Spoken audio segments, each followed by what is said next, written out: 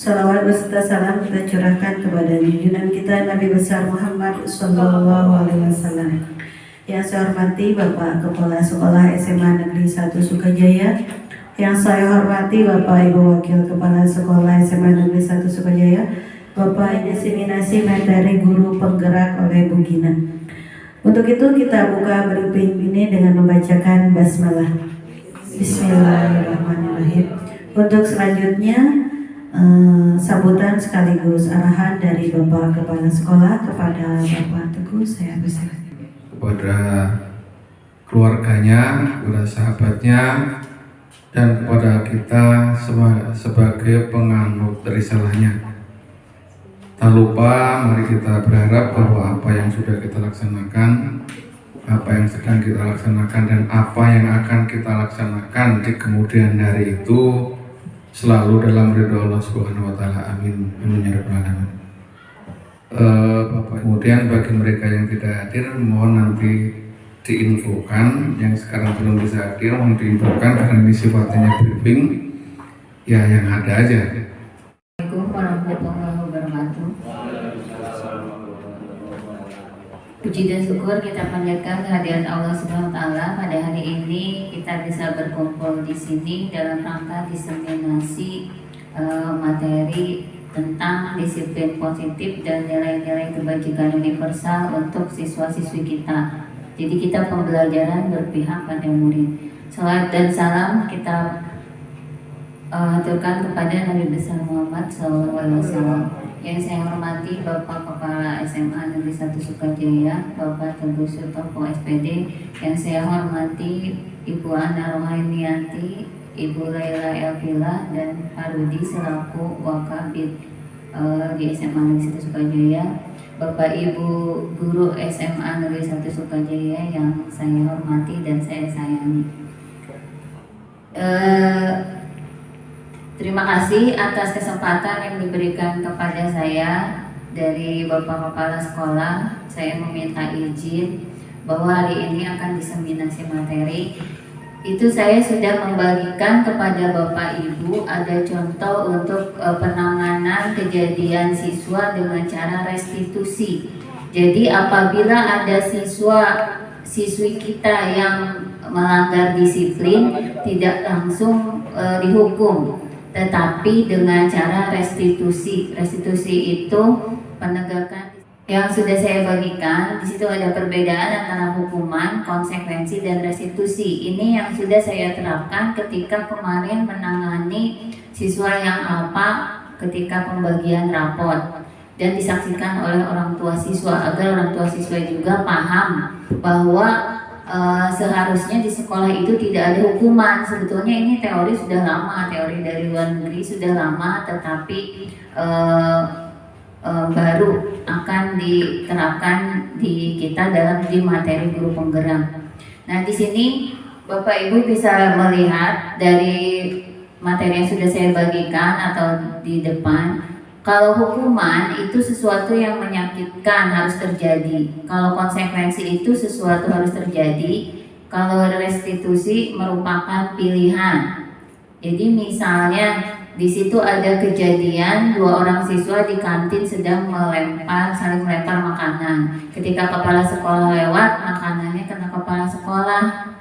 Nah, si guru, mungkin itu wali kelasnya atau guru BK-nya menangani, tidak langsung menghukum kedua anak tersebut, tetapi melakukan konsekuensi dan restitusi agar si anak itu bisa menyadari kesalahannya, bisa kembali ke kelompoknya di kelas dengan perubahan sikap dan menyadari kesalahannya, bahwa melempar makanan itu tidak baik, sehingga kebetulan kepala sekolah lewat terkena kepala sekolah. Jadi fungsi kita di sini sebagai guru ataupun wali kelas ataupun guru BK tidak langsung menghukum anak. Jadi melakukan pendekatan dengan konsekuensi dan restitusi.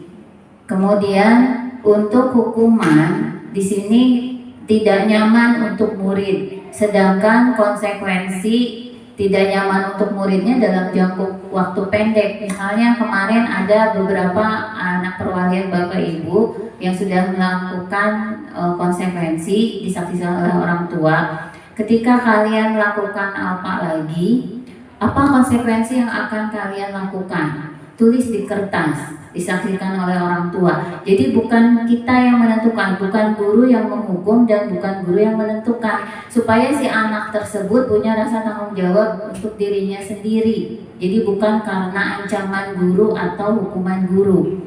Kemudian setelah saya lihat beberapa minggu, contohnya anak Bu Endah yang kelas 11 IPS 2, si Rangga. Nah, Rangga itu dia merasakan setelah diberikan konsekuensi, akhirnya dia berusaha berangkat pagi jam 7.15 sudah ada di sini.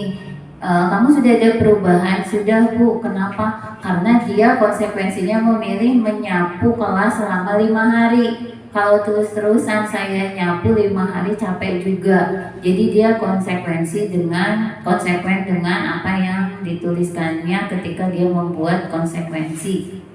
Nah, itu bedanya hukuman. Kalau hukuman misalnya langsung Bu Endah memberikan hukuman, ayo Rangga nyapu misalnya. Tapi kalau konsekuensi, Rangganya sendiri yang mencatat apa yang akan dia lakukan, kemudian dia laksanakan. Ketika dia melakukan kesalahan lagi, begitu seterusnya. Tapi memang di sini perlu follow up terus dari guru, wali dan wali kelas agar berjalan dengan baik konsekuensi tersebut.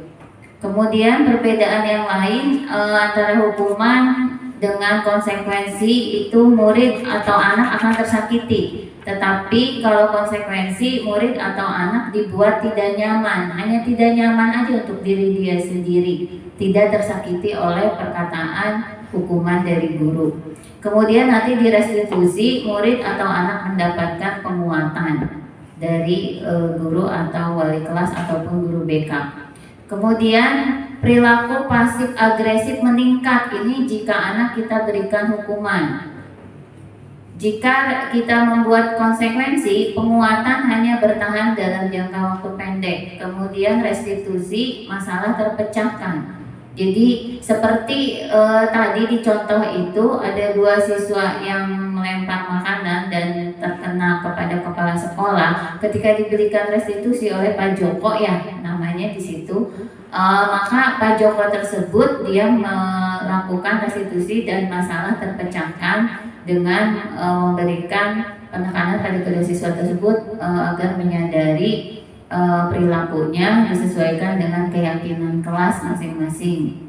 Keyakinan kelas itu semacam kesepakatan kelas yang dibuat oleh wali kelas dan siswa-siswa.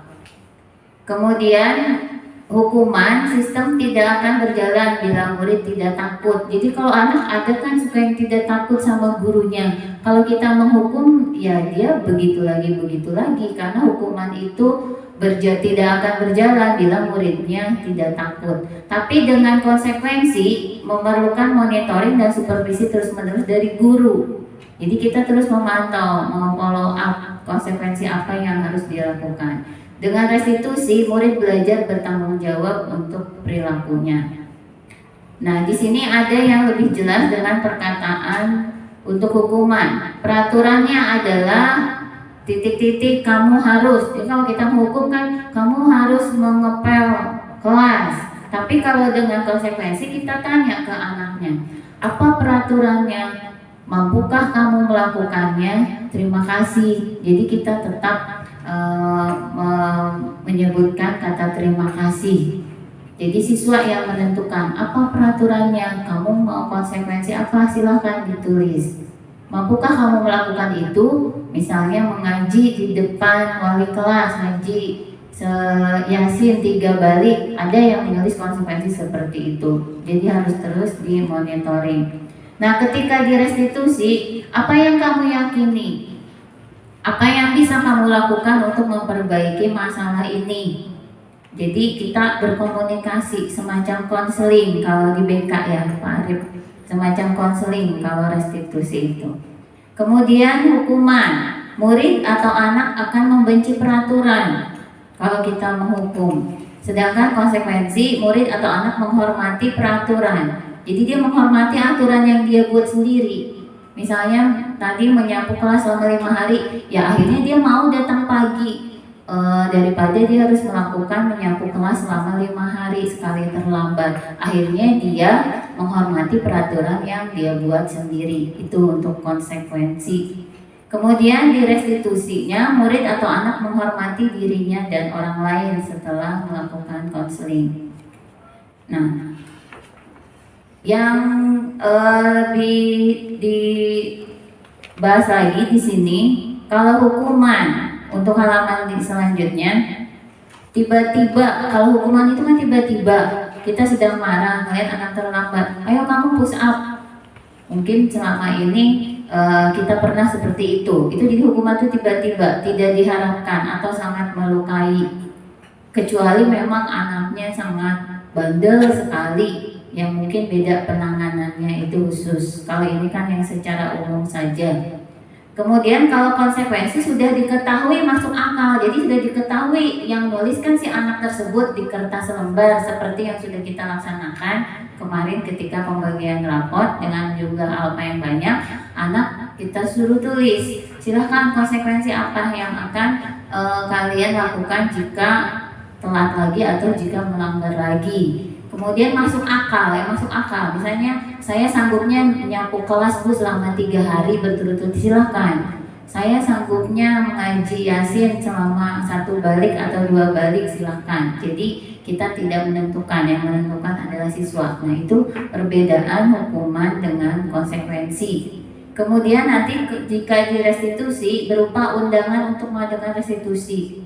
Jadi ternyata restitusi ini bukan hanya di BK saja, tetapi semua guru jika memang masalah anaknya itu sangat penting dan harus diselesaikan, itu harus melakukan restitusi. Itu contoh yang saya bagikan tentang cerita Pak Joko dan 2 orang muridnya, itu salah satu contoh penanganan restitusi. Nanti Bapak Ibu bisa memperdalam dan membacanya dan melaksanakannya. Saya rasa selama ini Bapak Ibu sudah melakukan, hanya tidak tahu, oh itu restitusi, perasaan saya pernah gitu. Nah, ketika saya menerima materi ini juga, perasaan saya pernah melakukan restitusi, tapi nggak tahu namanya itu restitusi. Ya, saya percaya Bapak Ibu pernah melakukan, tetapi tidak tahu namanya kalau itu adalah restitusi. Kemudian kalau hukuman itu menyakitkan. Guru menjalani konsekuensi dengan menyalahkan, mengkritik siswa, menyindir, merendahkan. Tetapi jika konsekuensi membantu, jadi guru menyatakan peraturan, melakukan peringatan dan menerapkan konsekuensi yang telah ditentukan oleh siswa. Ketika restitusi menguatkan, guru menyebutkan keyakinan kelas, membimbing kerangka acuan berpikir restitusi murid atau anak. Jadi sebelumnya Bapak Ibu harusnya punya keyakinan kelas di kelas masing-masing ketika awal semester. Misalnya kelas 10.1 membuat keyakinan kelas di kertas karton berwarna yang sudah didiskusikan dengan anak, ditempel aja di kelas. Misalnya siswa masuk 7.15, itu bukan peraturan, tapi itu adalah keyakinan kelas. Keyakinan kelas boleh berbeda-beda. Terus misalnya saling menghargai sesama teman, saling menyayangi sesama teman sekelas. Silakan dibuat, mungkin boleh di awal semester ini, seharusnya memang di awal semester 1 kemarin. Jadi buat kesepakatan kelas, keyakinan kelas untuk melanjutkan restitusi. Itu perbedaan hukuman, restitusi, dan konsekuensi. Selanjutnya untuk nilai-nilai kebajikan universal. Selama ini mungkin Bapak Ibu hanya tahu teori tentang profil pelajar Pancasila saja. Di depan mudah-mudahan terlihat yang bagian depan, ya. Ternyata di sini nilai-nilai kebajikan itu tidak hanya dari profil pelajar Pancasila. Ada 6 institusi atau organisasi yang mengemukakan nilai-nilai kebajikan.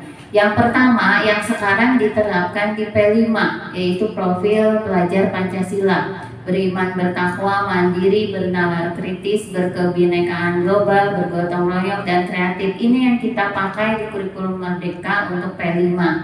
Ini juga yang ada di Airport ya Pak Iden yang kemarin. Jadi tidak hanya kita mengisi beriman bertakwa saja, tapi semuanya mandiri, bernalar kritis, berkebinekaan global, bergotong royong dan kreatif. Nah, ternyata masih ada dari institusi yang lain atau organisasi yang lain. Ini contohnya dari Ibo Primary Years Program atau PYP. Sikap murid harus toleransi, rasa hormat, integritas, mandiri, menghargai, antusias, empati, keingintahuan, kreativitas, kerjasama, percaya diri, dan komitmen. Mungkin karena ini terlalu banyak jadi tidak dipakai di implementasi kurikulum Merdeka. Kemudian ada lagi institusi yang lain, 9 pilar karakter. Ini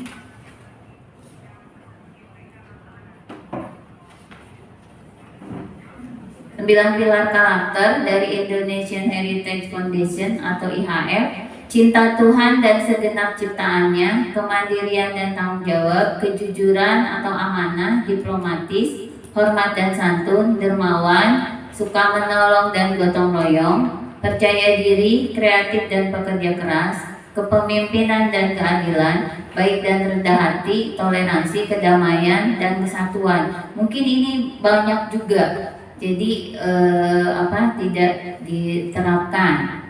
Kemudian dari petunjuk seumur hidup dan keterampilan hidup. Ini dari nilai-nilai kebajikannya. Keterampilan hidup dapat dipercaya, lurus hati, pendengar yang aktif, tidak merendahkan orang lain, memberikan yang terbaik dari diri. Petunjuk hidup, peduli, penalaran, dan seterusnya sampai ke kehormatan, berinisiatif, integritas, pemecahan masalah, sumber pengetahuan. Ini lebih banyak lagi sehingga mungkin tidak efisien untuk dimasukkan ke IKM. Kemudian dari institusi The Seven Essential Virtues.